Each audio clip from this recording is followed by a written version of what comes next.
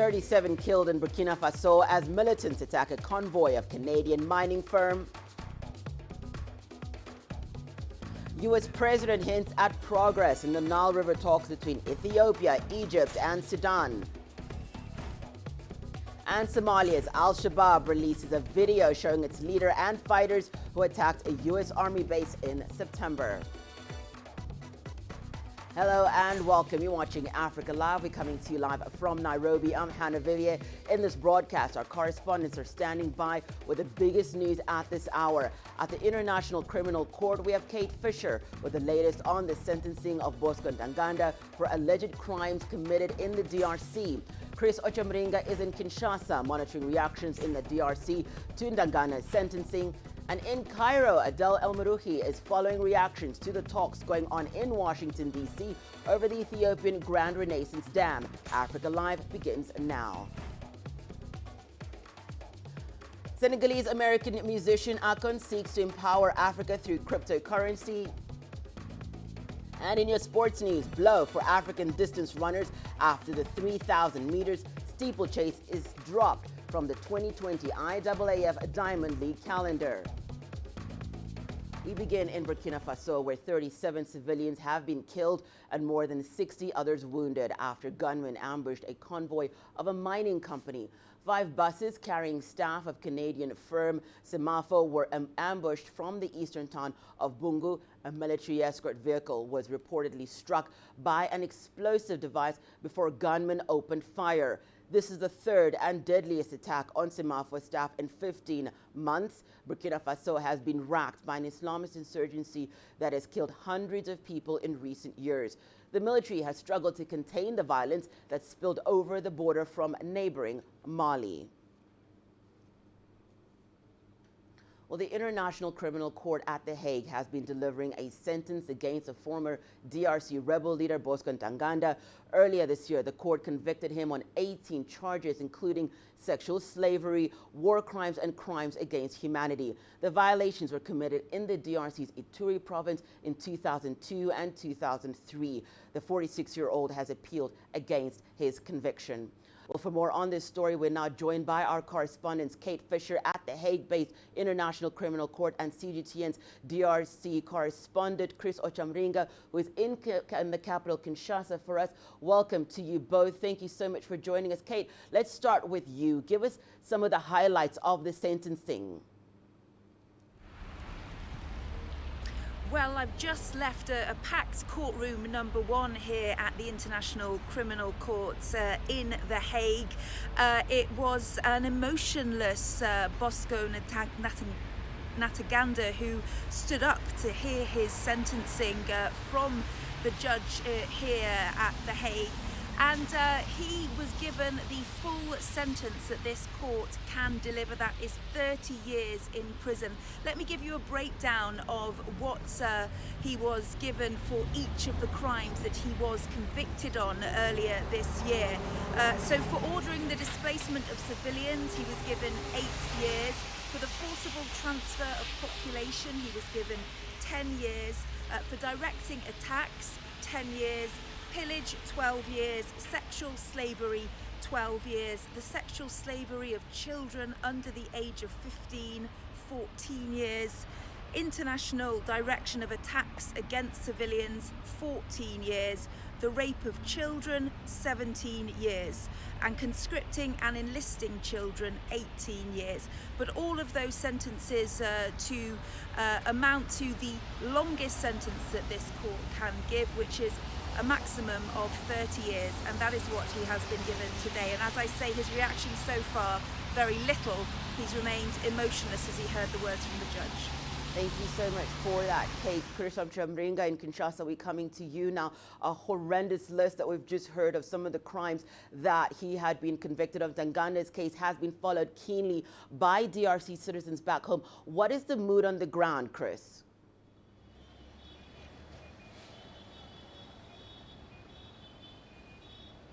Well, very many Congolese are very excited about the sentence by the ICC because they have been waiting for this for a very long time. Ever since July, when Bosco Ntaganda was found guilty of 13 counts of war crimes and 5 counts of crimes against humanity. There was a lot of excitement in the DRC. Many officials in the government said finally there's going to be an end to impunity in this country. And I've spoken to some of the people who fled the conflict in Ituri province back in 2002, and some of them are saying they have been waiting for this day for so many years. So finally justice has been served. They are very excited. I also spoke to a child soldier who narrowly escaped death under the hands of Bosco Ntaganda and his troops, and he said that this is the best thing that has happened to them. Many people in the DRC are sick and tired of the wars that have been fought in the east. About over 2 decades now, people have been dying in that area, and there are always peace deals that are struck between the government and these rebels groups, and then you find that some of these commanders who have been committing all these atrocities are integrated in the army. Actually, in 2009, Bosco Ntaganda was a general in the Congolese army, the FARDC, and very many people were very upset because they were saying, look, these are the very people who have been killing our sons and daughters, and now they're in power, driving 4x4 cars, and so they were not happy at all about the decision by the government that was seeking to bring peace in the east. But peace hasn't returned yet, but people are hoping that this will be the beginning of a return to normalcy in eastern DRC, and that impunity will be brought to an end. Chris, thank you so much. Always great to hear your in-depth reporting on what is going on in the DRC. Thanks to you, Kate, in The Hague, our correspondent, Kate Fisher, speaking to us from The Hague, and Chris Ochamringa joining us live from Kinshasa. We are staying with that story as CGTN's Daniel Arap Moi now takes us back in time, looking at the history of the former rebel leader, also known as the Terminator. Bosco Ntaganda, a former rebel leader in the Democratic Republic of Congo, became the first person to be found guilty of sexual slavery by the International Criminal Court. In total, he was convicted on 13 counts of war crimes and 5 of crimes against humanity. Ntaganda's crimes include murder and attempted murder, rape, sexual slavery, persecution, forcible transfer and deportation. Ntaganda, nicknamed Terminator, was Deputy Chief of Staff in the Union of Congolese Patriots Group when the crimes were committed in 2002 and 2003. During his trial, Ntaganda was portrayed as the ruthless leader of ethnic Tutsi revolts amid the wars that shook the DRC after the 1994 genocide of Tutsis in the neighboring Rwanda. Judges found that Ntaganda was a key leader in terms of planning and operations for the Union of Congolese Patriots rebel group and its military wing, the Patriotic Forces for the Liberation of Congo. The first ever suspect to voluntarily surrender to the ICC, Ntaganda walked into the U.S. Embassy in Kigali in 2013 and asked to be sent to the court. Ntaganda is also a founding member of the M23 rebel group, which was defeated by Congolese government forces 5 years ago. More than 60,000 people have been killed since the violence erupted in Ituri region in 1999 as militias battle each other for control of scarce mineral resources. Daniel Arap Moi, CGTN.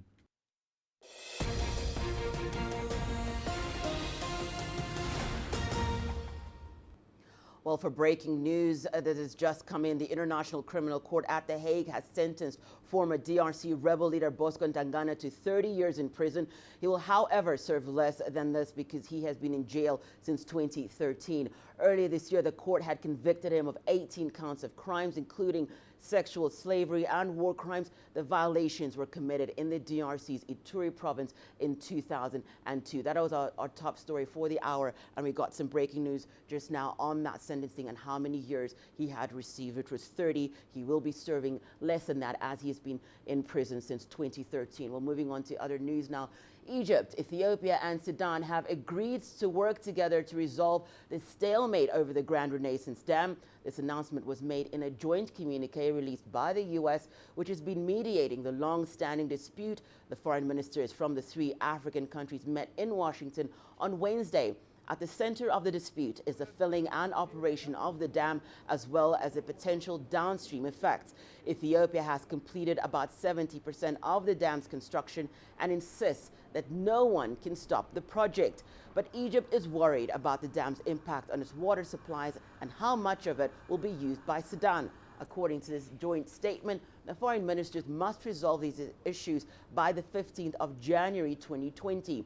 They have agreed to hold 2 progress meetings in Washington ahead of that deadline. Once complete, the multi-billion-dollar dam will be Africa's largest hydroelectric power station.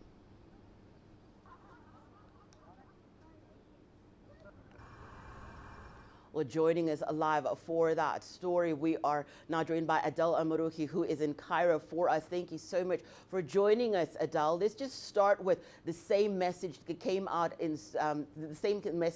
Sochi in Russia when the Egyptian and the Ethiopian leaders had met the Russian president. Do we know what kind of progress has been made in resolving this conflict so far, Adel? The major progress is that there is a timeline or an ultimatum date for the 3 countries to reach an agreement.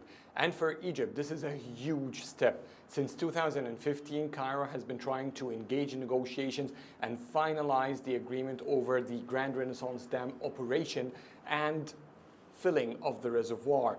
And for years, the talks have not reached anywhere. So to have a deadline, and Ethiopia is on board as well, that by January 15, the 3 countries must reach an agreement.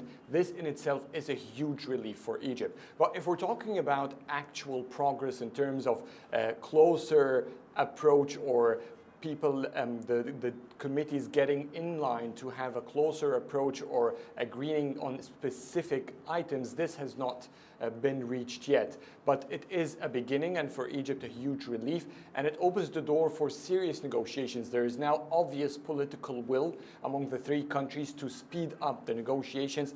The technical committee that is composed of engineers and irrigation experts and ministers will be gathering at least 4 times within the next 2 months to make sure that they reach an agreement. So this in itself is a huge breakthrough for Cairo, and the following meetings, of course, will have a precise details about what exactly is coming closer, and are we really coming to an agreement about the Grand Renaissance Dam. Adel, Egypt was quite upbeat about this mediation by U.S. President Trump. What are some of the expectations? You have said that you have given us a bit of an update of what is going on right now, but going forward, what is the expectation? Well, the role that the United States and the World Bank as well, not just the White House, but the World Bank is heavily involved at the same time. They will be monitoring the talks. They will be monitors during the whole meetings that will follow, whether it's technical or political. As you've mentioned, 2 of these meetings will be held in Washington, D.C., so this is another major role for Washington. Egypt has been excited for having an international mediator to join the talks. So having this agreed upon, the World Bank and the White House both involved in the talks, this in Egypt is sort of a guarantee that there is another party that is not directly involved, whether it's positive or negative effects of the dam, and this party can have sort of a judgment, whether it will be taken for or not, but it's a different perspective from someone who does not directly benefit or gets harmed from the Grand Renaissance Dam. To Egypt, this is a major step, and of course, stressing that in a statement this morning, the Foreign Ministry says that it will maintain and guarantee that none of the 3 countries can get harmed. Cairo supports full development programs for both countries, Sudan and Ethiopia. So in these lines, it seems to be a positive step. How the talks will follow is a big question still. Thank you so much for joining us there, Adel. Adel Amaruhi joining us live from Cairo. We're now going to bring in Kaleda Wanjohi, who is joining us live from Addis Ababa. Kaleda, thank you so much for joining us. Indications of that progress is being made in Washington on that Nile River dialogue. Any word on the ground, Kaleda, about what this means? Ethiopia has been party to the agreement that was made in Washington yesterday, and that's just a continuation of talks, like Ethiopia has been saying. And we've seen the agreement in Washington being according to what Ethiopia has been emphasizing. That means the government says that it has been talking about the Ministerial Technical Committee going on with talks and taking this to the technical level, and that's what we've seen being affirmed in Washington. So Ethiopia says it is ready to continue with the ministerial talks, but at the technical level. So we'll have the technical committee meeting for 4 more rounds, and after that they'll be able to make a conclusive agreement by January 2020. And in terms of this, we've also seen Washington as a facilitator saying that if things don't work out, then we shall invoke the, Sector 10 of the 2015 Declaration of Principles. And that means that the 3 countries will either choose to have a mediator this time or take the issue to their heads of state. But as we go right now, and what Ethiopia has been saying, it says it is happy that this has continued with the fact that the technical committee will continue doing its work. Coletta, even as the dialogue continues in Washington, what is happening at the dam site right now? Well, Hannah, construction has never stopped ever since this row began very many years ago. And now Ethiopia, also before the talks and before all this, what we call push and pull between Egypt and Ethiopia said it will not stop construction at the dam site. And that's what is happening. Construction works are continuing because, remember, Ethiopia is still stuck to the fact that it needs to start its first phase of production of power by mid of next year. So it has not stopped construction. And if we go by the argument right now, the argument is about filling up of the reservoirs and operation of the dam. It has nothing to of saying that construction should stop. So that is what is happening. Ethiopia is constructing its dam as it continues, and it wants to ensure that by the time it reaches mid-2020, it will begin the first phase of production according to what will have been agreed by the beginning of 2020. Thank you so much there, Coletta Wanjohi, joining us live from Addis Ababa. Well, once complete, the multi-billion-dollar dam will be Africa's largest hydroelectric power station. We'll keep you updated on the news that is coming up on that. But for now, we're going to take a short break.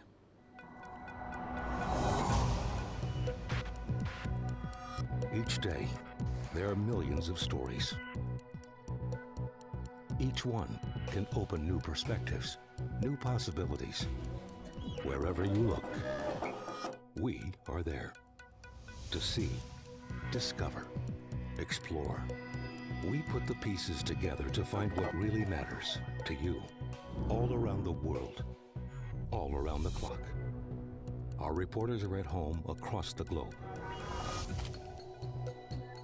From our headquarters in Beijing and production centers in Washington, Nairobi, and London, China Global Television Network. Stories from across the globe, reaching people across the globe. CGTN. See the difference.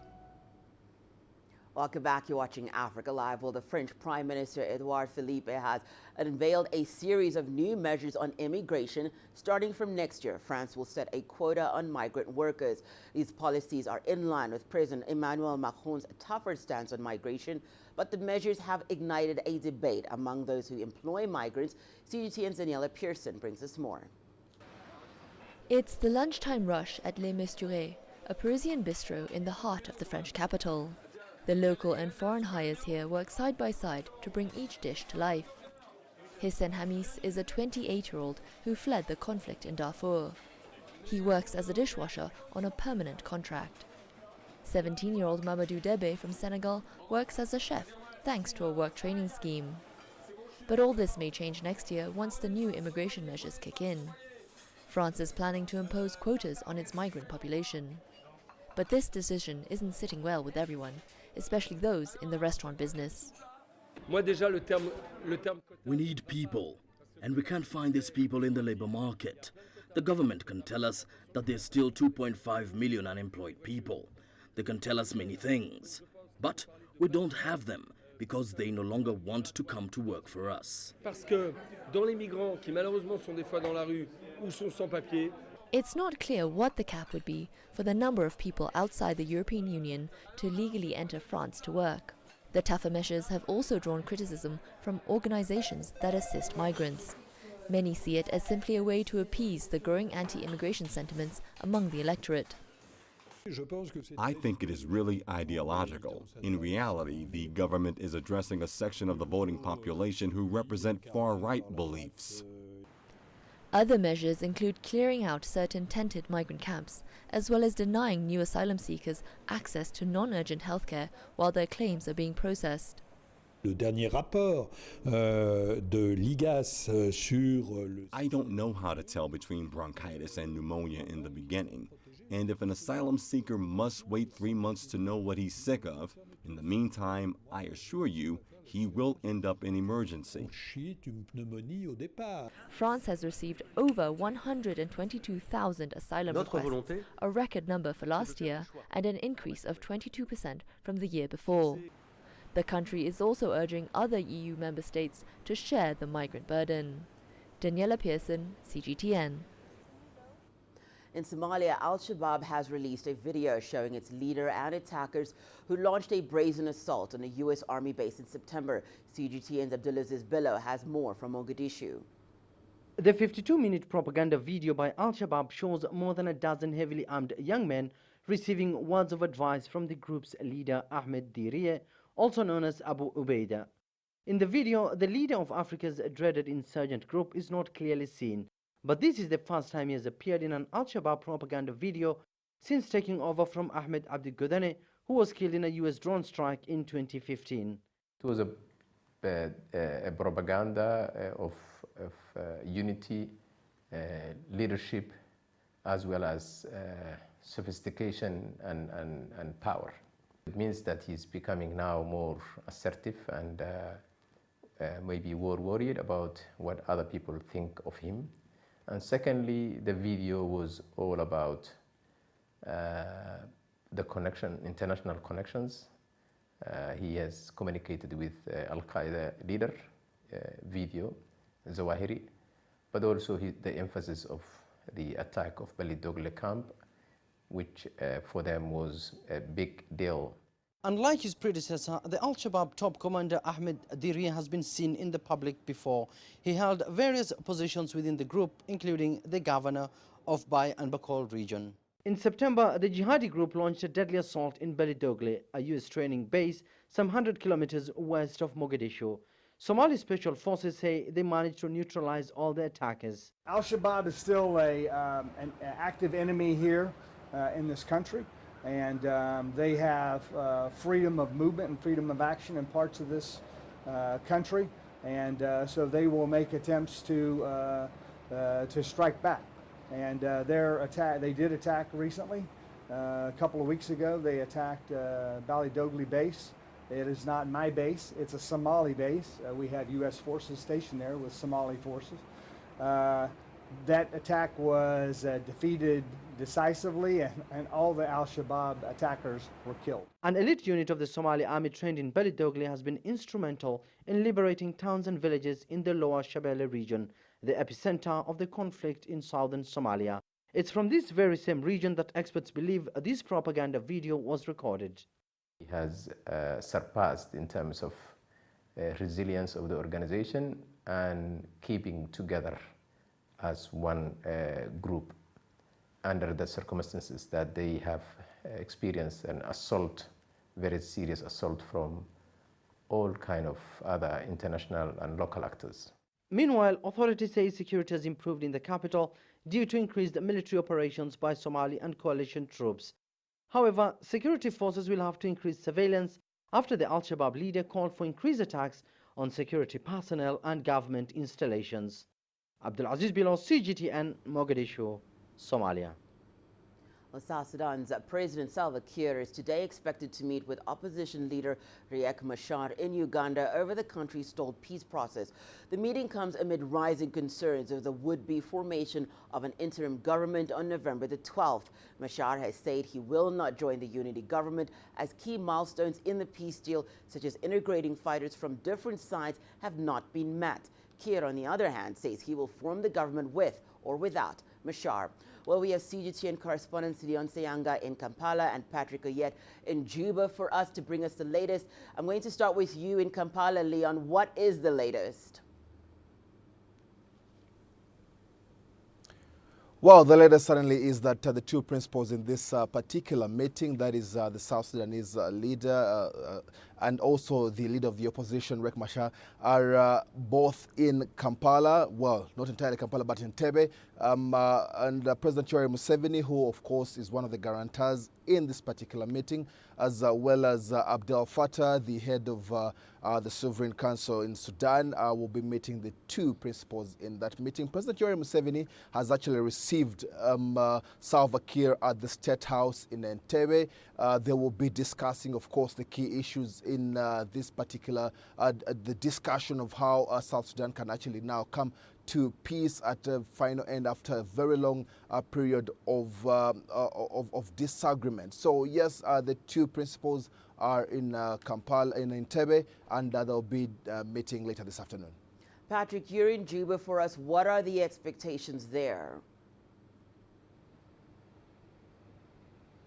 Yes, the expectation here is that, the two leaders should actually agree to form a unity government. Many of the people we talk to are saying it would be very good if the two actually leaders agree to form a government as scheduled in the agreement. The argument those who are saying that are putting out is that, if you leave these reforms that are not yet carried out to the same government, which is complaining of financial resources or lack of financial resources, then you don't expect much to be done, even if you postpone the period by 6 more months or even by 1 year. They are saying it is better for the two to agree to form a government, and then there will be international goodwill. It is from that goodwill that they can even get funding and reform the security sector and any other concerns that are there. So yes, a lot of people are expressing their opinion, saying that it would be better to form the government as scheduled in the agreement. However, there are also those who think that if the period can be delayed, then it should be specific, because they are saying their fear is if the two don't agree on anything, then we are entering a period of, uncertainty where we are in a vacuum, because 12th of November will come, the interim period will have ended, and then you will have not entered the interim period. Then that will be bad for a country. It will be a period of unknown, a period that is not stipulated for in the agreement. So they are saying at least let there be agreement, even if it means postponing the formation of the unity government. So we have divided opinion about this issue here in Juba. Patrick, we're going to be coming back to you in a moment. Leon in Kampala, we're coming back to you. When do we expect to hear the outcome of this meeting, Leon? Well, it's still uncertain when we'll definitely know the outcomes of this particular meeting, but I personally believe that it's more now than ever before that particular agreements have to be attained at this particular point in time. It's the third face-off between the two principals, Salva Kiir and Riek Machar, since the meeting in September 2018. And so with little or actually nothing being achieved therein, at this point in time, there must definitely be particular outcomes. And one of them, of course, is trying to come out with the decision on how to have a unity government between the two particular principles therein in regional balances and government positions being some of the key issues that have to be agreed upon. But yes, it's still uncertain when and what particular outcomes will be out of this particular meeting. They are already closer to the deadline of November 12th. So, of course, it puts very much pressure on the two principals there to try and met out a particular agreement. And suddenly, yes, we can only wait and see what will be decided at the end of the meeting. Thank you so much for that, Leon. Patrick, just as Leon said, there are a lot of pressure coming from not just inside of Sudan, but also from outside parties, from South Sudan, but also from outside parties like the United States and the United Nations Security Council for the formation of this unity government before November the 12th. Does Juba still consider it possible to meet that deadline? Yes, Juba is saying, whatever has remained that has not yet been implemented within these 4 days will never, of course, be implemented, because things like security sector reforms would require time. But they are saying the peace has at least been felt by the people of South Sudan. The 500,000 people have returned to their own homes, that is according to the UN, and the violence has reduced. If you come to Juba, you find so many small and medium-sized businesses are being established with the hope that, peace is coming back to the country. So they are saying, yes, not all has been, done, but let them form a government now and then build on from there, so that, they get the international goodwill, they get the required money that is needed from the international community, and then do. Thank you so much for joining us, Patrick Oyet for us in Juba and Leon Seanga reporting from Kampala. Well, China's Vice Premier Sun Xunlan is on an official visit to Madagascar. The island nation is a first stop in her three-nation African tour. The Vice Premier has met with President Andry Rajoelina in Madagascar's capital. She also held talks with Prime Minister Christian Tse. During her visit in Madagascar, Sun Xunlan visited Les Petits Nids Confucius class and a center's hospital, which is hosting a photo exhibition of the China and Madagascar Medical Cooperation. China's Vice Premier presented a batch of portable plague rapid detection kits to Madagascar on behalf of the Chinese government. A cooperation document was also signed by the China CDC and the Madagascar National Institute of Public Health. Sun Xunlan also inaugurated the Chinese Madagascar Medicine Center. In the past 44 years, China has sent 654 medical personnel to Madagascar. It aims to strengthen cooperation in infectious disease prevention.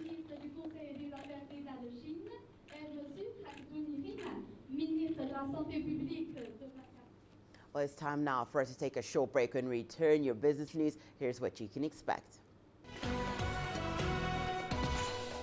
Aid workers warn of humanitarian crisis as flood ravages South Sudan.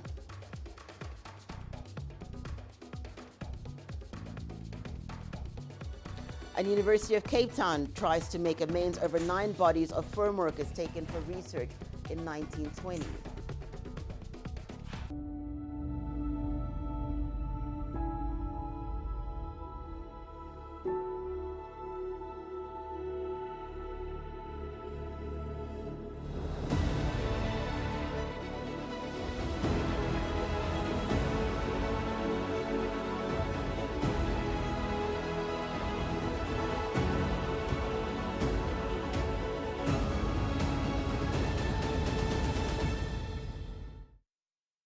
Tourism is very powerful, and it can open many doors and eradicate a lot of social ills that we face today in our society if it is used very wisely.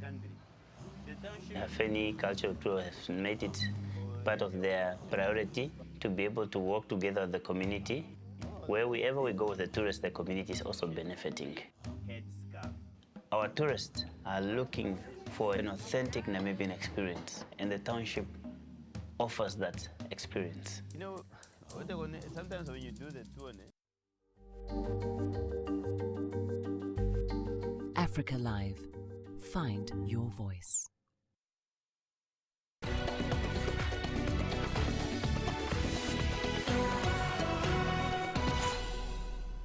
Welcome back. You're watching Africa Live. Let's shift focus now to the ongoing China International Import Expo. Roughly 800 agreements were signed between 2,000 buyers and firms on Wednesday.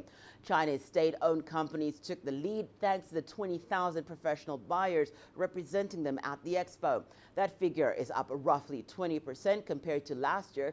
Over 700 suppliers from across 87 countries are set to strike millions of dollars worth of deals in the remaining days of the second edition of the trade show in Shanghai. Well, CGTN's Uche Okorunko is at the Shanghai Expo and now joins us.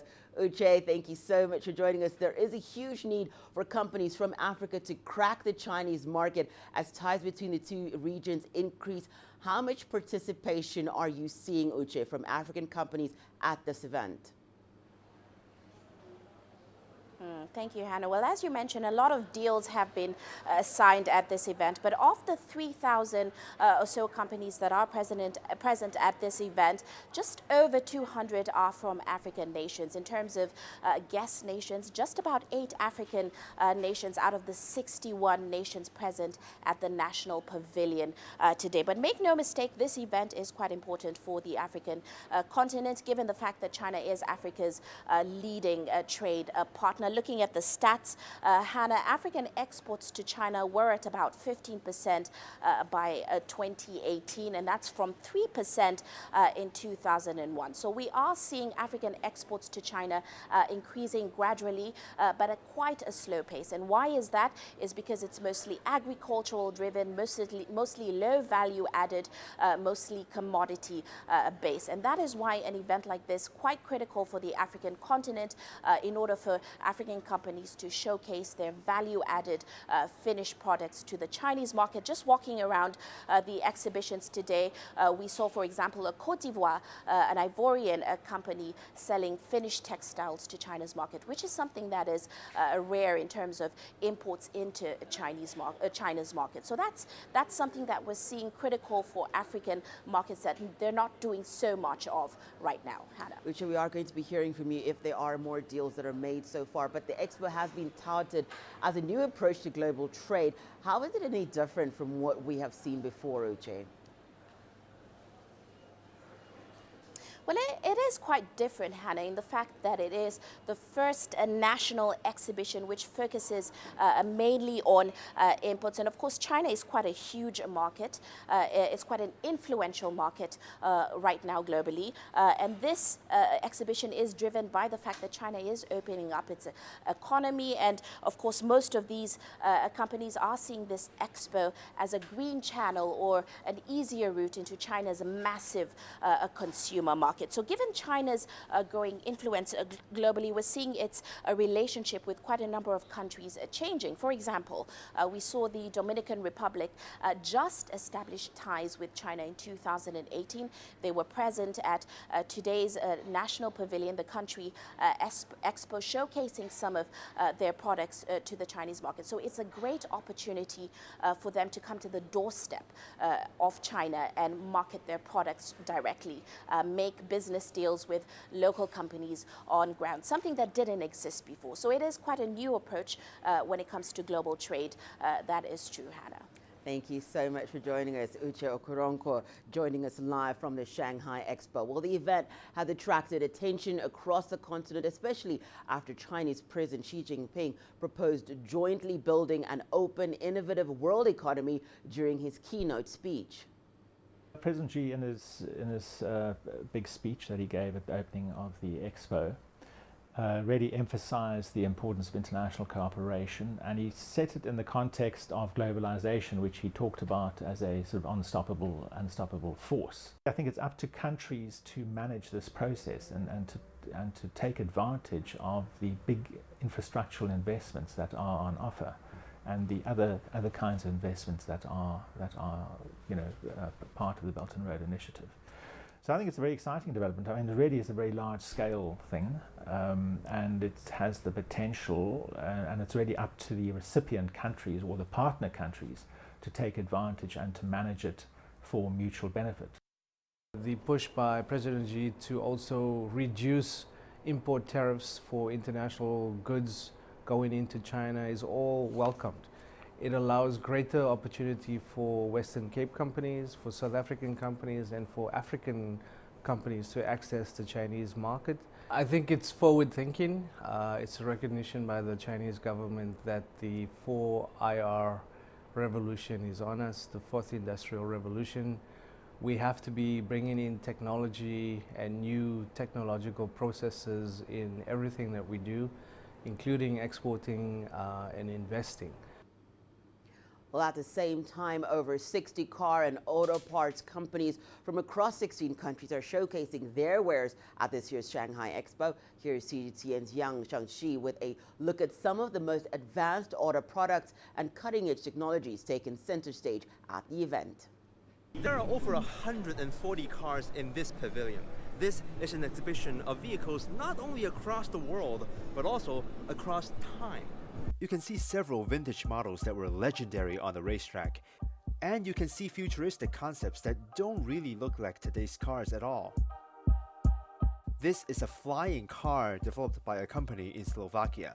Yes, I guess you can get to work much quicker in this thing, but where do you park it? New energy has become the mainstream going forward. The new models that Hyundai and Kia debuted in China this time here are both electric ones. While others are trying to approach the zero-emission concept a bit differently. Honda's Mirai is a hydrogen-powered car, and so is Toyota's Clarity fuel cell. With a 3-minute refuel, it is expected to go 750 kilometers. None of the cars in display on the Volkswagen stage has a pure internal combustion engine. The company aims to be fully carbon neutral by 2050. Apart from their cars, here's the real star of the show at Volkswagen. I think electric car is just a foundation. A company like us, Volkswagen Group, we hope that we are not just selling cars and producing cars, but we are also looking into beyond cars, which means that we are looking into accompanying our customers in the entire customer journey. And what we are looking at is, of course, the connectivity for the cars, and we are also looking into their lifestyles, the customer journey. That is the new buzzword. Over 1 million foreign cars are sold to China every year. The country lowered tariffs on foreign vehicles last July, which would surely benefit international brands competing in one of the world's biggest markets. Yang Chengxi, CGTN, Shanghai. Well, American Senegalese pop singer Akon has confirmed that he will be launching his own cryptocurrency dubbed iCoin. The renowned musician aims to empower young African entrepreneurs and strengthen the continent's rising economies while supporting the development of sustainable communities. CGTN's Wilkis Anyawa filed this report. Hello. Well, good morning. Goddamn. The Senegalese-American singer plans to launch his cryptocurrency, Acoin, to explicitly focus on long-term success in the African markets. Well, it's interesting because crypto came in by accident the same way energy came in by accident. It all stemmed through being a musician. You know, you start becoming hugely successful, you start to travel, and then you start visiting home, and then you start to realize how many things could be changed or how many things that you can impact to create change. And that's how it all started. With Africa accounting for 15% of the world's population, the continent has vast resources that could alleviate poverty. The entrepreneur's personal experiences prompted the need to find his own market-based solution. This all really stemmed from me having basic francs. They call it CFA, which is Senegalese dollars that's printed by French. Now, the French printed this money. It's why it's called the French. And I took the money out of Senegal and flew into Paris. When I got to Paris, I was trying to exchange my francs. Mind you, this money is made by the French, and exchange it for euros. And they told me they don't accept it. I'm like, what the? You guys made this money. You mean to tell me?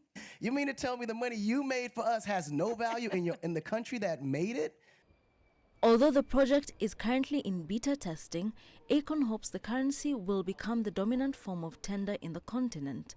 Notably, it will face some tough competition from other digital currencies such as Libra, which is also expected to be rolled out in early 2020.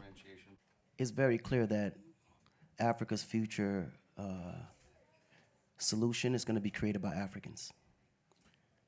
Mainly because I think a lot of big Fortune 500 companies and big, huge names of technology hubs, they don't really know Africa. They've never been there. They don't understand how people live, how people think, and more than anything, there's no connection. The coin also aims to root out the core of Africa's woes, corruption, which has deterred economic growth in the continent. With the crypto market experiencing volatility in recent times, Acoin hopes to circumvent the extreme fluctuations experienced by other currencies such as Bitcoin. Wilkis Anyabo, CGTN. Well, let's head to Senegal, where the country is continuing to grow its agricultural partnership with China. Students from the Confucius Institute in Dakar's Cheikh Anta Diop University will get a chance to take part in a special training program. For the next 3 months, these 38 university students will take part in a special agriculture program. Chinese agri-experts will train them in agricultural theories and practices. I hope students will get a better understanding of agriculture after receiving our theory and practice training. The programs will be tailor-made to correspond with Senegal's soil and weather conditions. They will also learn to grow the country's major agricultural exports, like peanuts. This mission is very important because it shows us what can be done with what we have. Because it's not about bringing seeds from Chinese, fertilizers from China, or agricultural inputs. No, everything is taken from here and with what we find here. The program's participants are excited to kick things off. Knowing the importance of agriculture in the development of a country, we are committed to be helpful to the nation and participate in the development of our dear Senegal. The training program will take place from November 2019 to January 2020. Astatal, CGTN. Well, it's time now for us to take a short break. Your sports news is up next. Here's what you can expect. Blow for African distance runners after the 3,000-meter steeplechase is dropped from the 2020 IAAF Diamond League calendar.